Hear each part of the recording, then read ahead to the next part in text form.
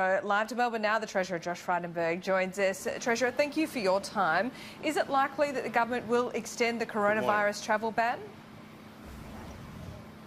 Oh, look, we're going to take the best advice of our medical experts. As you know, the restrictions have been put in place for some time. It's had a significant economic impact, but we're doing these protectionist measures to ensure that we protect the Australian people. Treasurer, these are precautionary initiatives that we've taken. Treasurer, you are indeed in Brisbane, and this is costing Queenslanders dearly, as the Premier pointed out yesterday. She's put in place a $27 million stimulus package, really, for business there. She's asked you and the federal government to match that. Will you?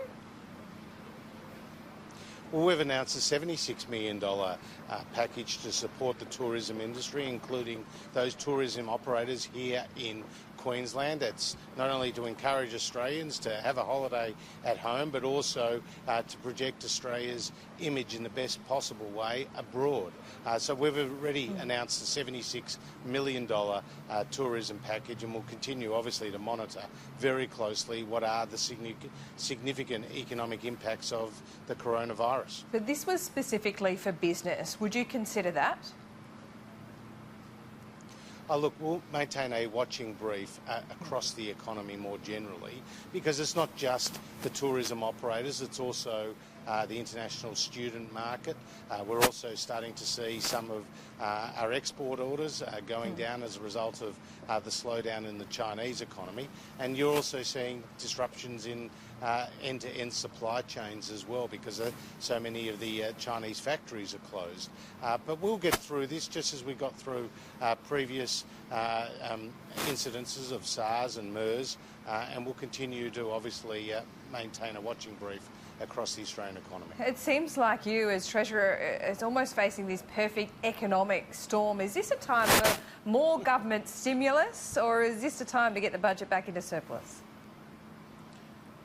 Well, you're certainly right, Laura. We've faced one after another economic event that has been outside of our control, which has adversely affected the budget bottom line. And obviously the trade tensions between China and the US are still ongoing and have been there for some time. We've got the ongoing drought, which has hit farm GDP and devastated those communities. We've had the fires and the floods, and now the coronavirus. So I'm wondering what's coming next. But I do know that the Australian economy is remarkably resilient. We saw unemployment fall in the December period down to 5.1%, and we have announced a number of spending initiatives, a $2 billion national bushfire recovery fund, more than an extra $1 billion for the drought support since the election, as well as bringing forward $4.2 billion of infrastructure spending and another $500 million plus for the aged care sector. All of these have been done without new taxes or new levies, and we know that when we went to the election we promised lower taxes and Labor promised higher taxes. Well, what do you think about this idea from Labor's Jim Chalmers of a well-being budget? Is that something you would consider? Look, it's laughable. I mean, you know, Labor hasn't delivered a surplus since 1989, so it should surprise no one that they're going to look around for some other way to measure economic output. They'll be looking for any alternative than proper accounting that has seen the Australian government, the coalition government, deliver the first balanced budget in 11 years. This is another thought bubble from Labor. This is Labor doublespeak for higher taxes and more debt. A few quick other things. Superannuation guarantee. Can you rule out changing what's already legislated?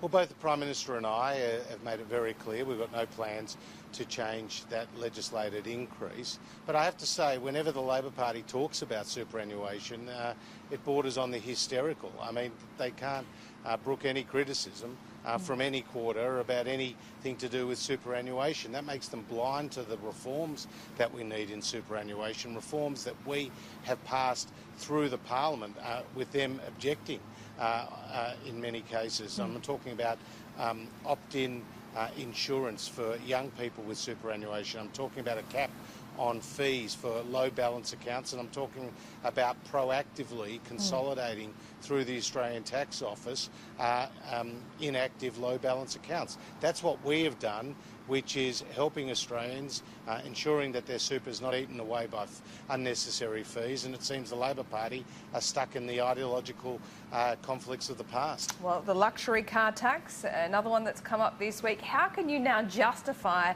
maintaining it other than reaching well, it being good for the budget? Well, Laura, the luxury car tax, when it came in 2000, was not a protectionist measure. It came in when the GST replaced a 45% wholesale sales tax.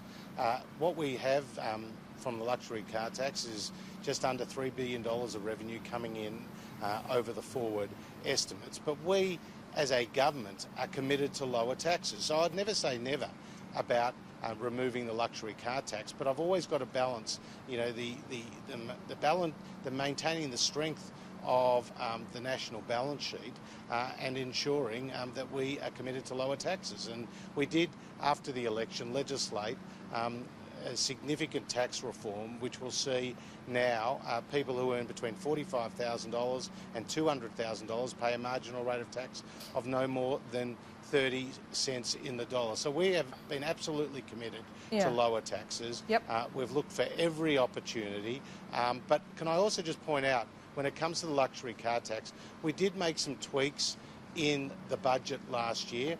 What we enabled farmers and tourism operators to do was to get a refund of up to $10,000 on the luxury car tax paid. That's an increase from what it was, which was $3,000. So we have made some tweaks about the luxury car tax to make it particularly easier for farmers and tourism operators. Perhaps some more tweaks are coming as well. I expect this to come up when you start negotiating those free trade agreements with the UK and the EU in coming months. Is that something that you are willing to trade on?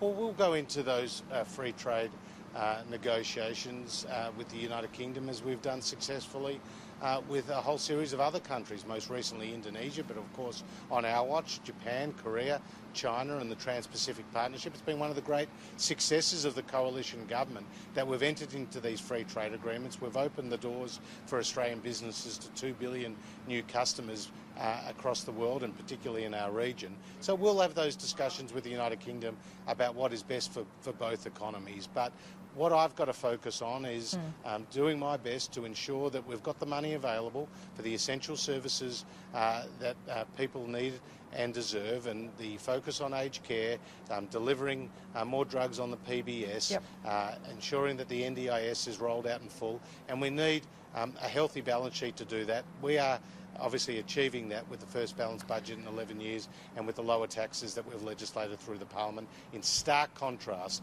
to Anthony Albanese and Jim Chalmers and the Labor Party.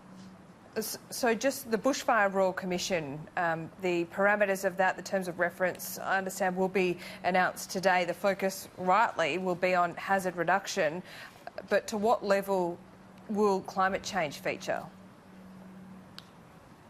Well, the Prime Minister has said very openly we're living through hotter, drier, longer summer periods, and we need to ensure that there's the right adaptation and resilience measures in place so that we can protect lives, protect property, and deal with these bushfires and floods and indeed and cyclones and everything else that comes with these weather patterns. So the terms of reference, as you say, will be released in due course, and I'm sure that this will be a very important step forward in ensuring that we can manage what are disastrous and devastating events for the whole country.